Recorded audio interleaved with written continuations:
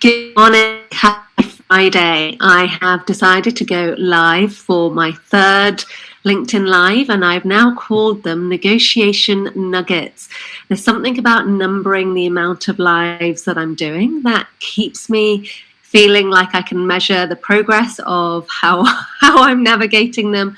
Now I'm managing the discomfort of being live on screen. So number 3, let's see how long this goes and for how long I can continue to build up the comfort levels with being live. So today I'm going to talk about, do you have a possibility mindset when it comes to negotiation? Now, I first heard the term possibility mindset from a very good friend of mine called Alexandra Andre. She's a marathon coach and a speaker. And she wrote a lot about the possibility mindset in her book, The Power of Possibility. Now, when I think of possibility mindset, I think of it quite distinctly to growth mindset, because in a growth mindset, I feel it's all about how I'm developing, what am I doing to grow myself, to look for opportunities to develop and expand. But the distinction I feel I see with the word possibility and possibility mindset put together is not only does it talk to the method, finding the opportunity for growth and the opportunity for expansion into what could be possible, but it talks to the outcome, the possibility of a vision, a goal coming true. And that's what I absolutely love about possibility mindset. So thank you, Alex. I'm going to be using possibility mindset wherever I can in the way I communicate, because I think it absolutely talks to what the outcomes are that we want, and also what the means we need to, and the way we need to be in order to achieve those outcomes. Now, what I want to say around possibility mindset is there's probably four areas when we're thinking about negotiation. There's probably actually significant more, but I've identified 4 that I want to talk about in this 10 to 15 minute update this morning.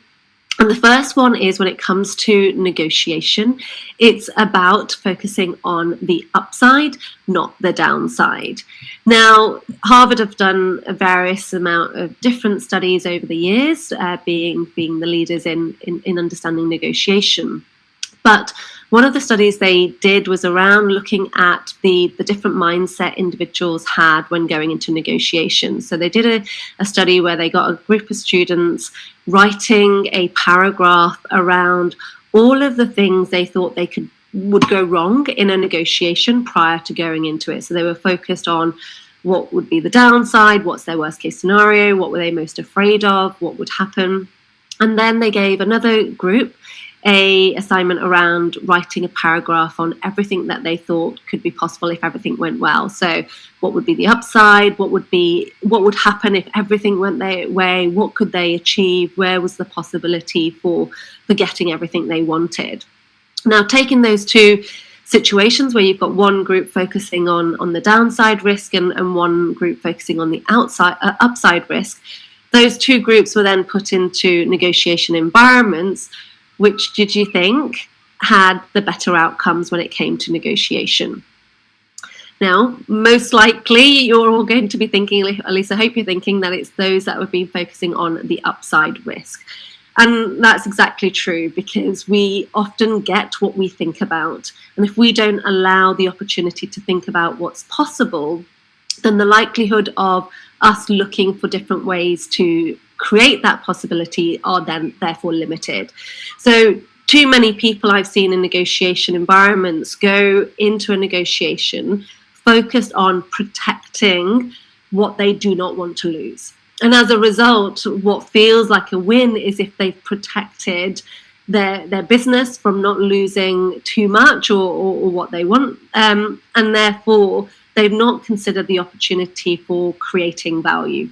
Where was the missed opportunity that could have been created because they were so concerned about protecting value that they didn't look to grow value?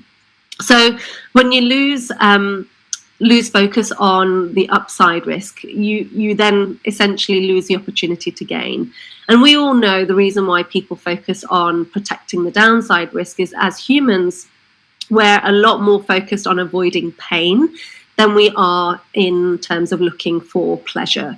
And the upside risk is definitely considering the pleasure and the possibility of what could be gained, but the downside risk is obviously what is going to be lost. And therefore the focus on losing is a lot greater, because there's a tendency to want to avoid that rather than go for what is to be gained.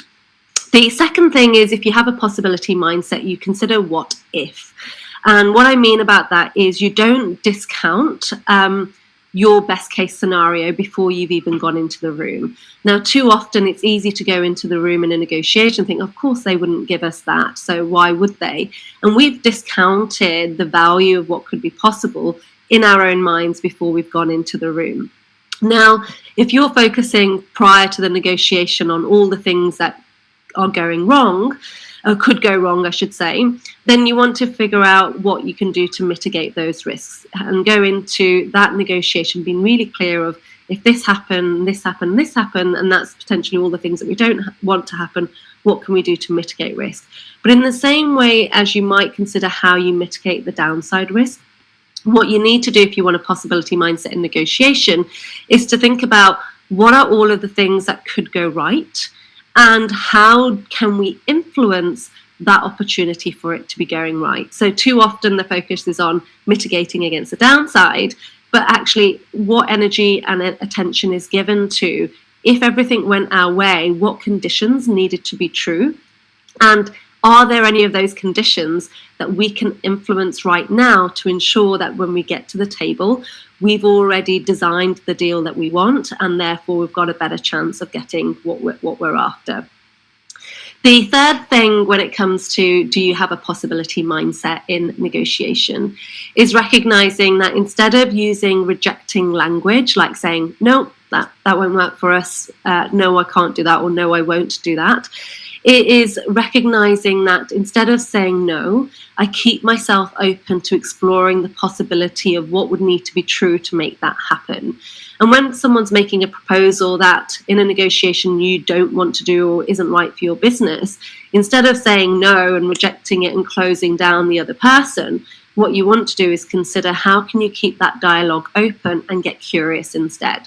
Because a possibility mindset isn't just about, okay, they're demanding something or asking for something that we don't want to do, but it's very much about, how are we understanding what their deeper interests are, and through getting curious, I can better understand what's their real interest, what's their real need, and is there an opportunity for me to create value, something that we would never have otherwise discovered or considered had we just shut down the conversation through rejecting no in the first place.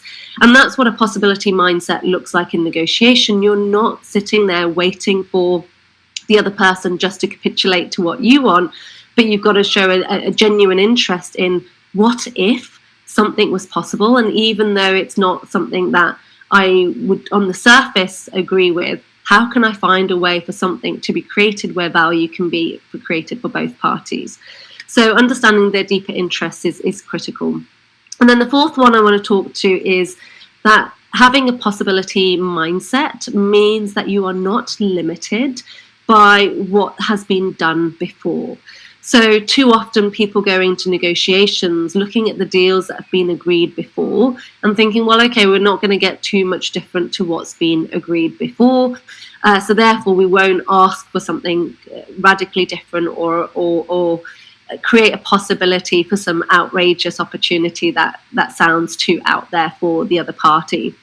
Now, what I want to say here is, if you have a possibility mindset, what you want to think about is, rather than what's happened at the table previously, is to take yourself away from the table and think, well, what could I design? What would be the perfect deal that I could design in an ideal world? And what conditions would need to be true to make that happen?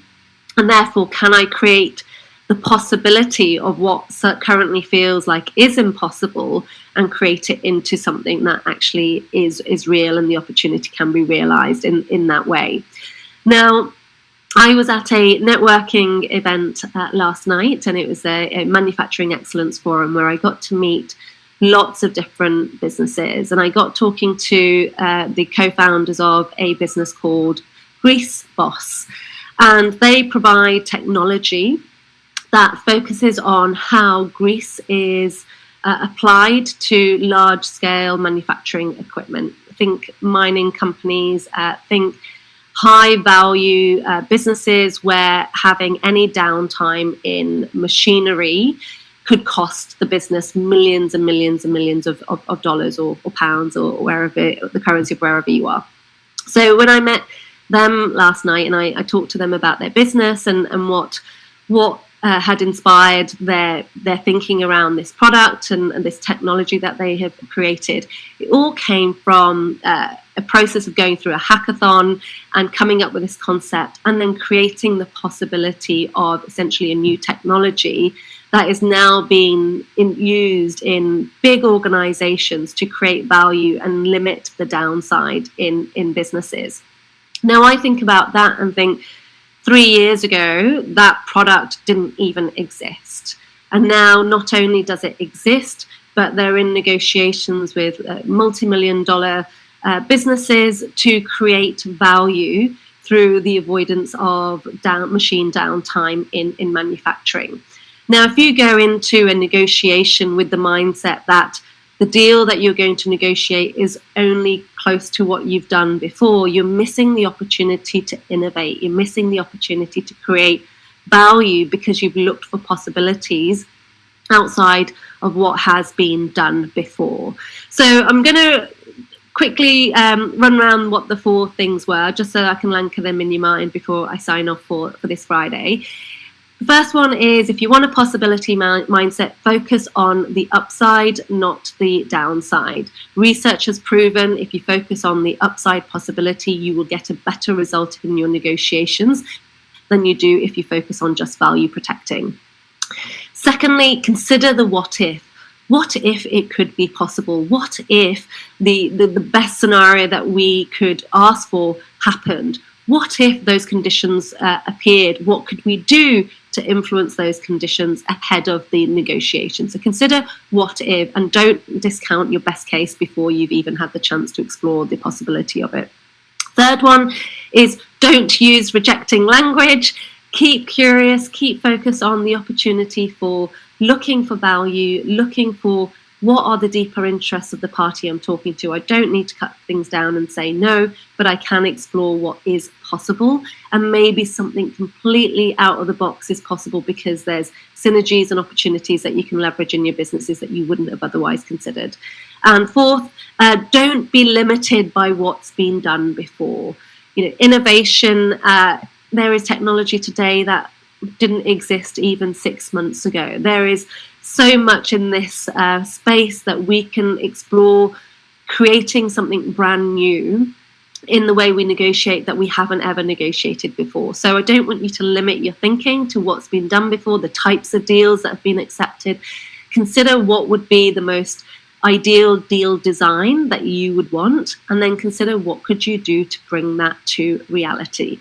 So that is my third negotiation nugget, and I'll be back again next week. I'm going to see how much I can continue to keep showing up and facing my own discomfort of being live. So thank you very, very much for listening. If you're watching this later, thank you very much, and have the most amazing possibility fueled weekend. Take care.